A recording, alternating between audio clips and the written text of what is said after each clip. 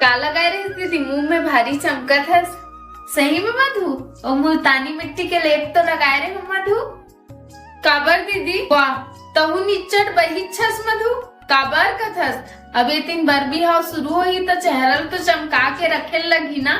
अच्छा, तो पक्का ते सबके बिहाव में जाऊं तो मोर चेहरा खिले रहा है, कहीं कहीं लगा है ना दीदी कि चेहरा चमकाए के पीछे और कोई वजह है? वाह, और का वजह हुई? कहीं ये तो नहीं है ना दीदी कि बने चूकले दिखो बड़े लापन मैम रिझाए रखो कहीं के? वाह, तो है ना मधु, ऐसा लजाए में कुछ नहीं हो दीदी। अब बोल भी दे अपन दिल के बात। मधु तो सही मोलब्बर छेड़थस। वाह, छेड़े वाले का बात है दीदी? मैं कुछ गलत बोले होगा? यह बात सही है मधु, अपन पतिव्रत में सदा इसने अपन चेहरा चमकाए पर तैयार हूँ। आगे ना दिल के बात है जबान में।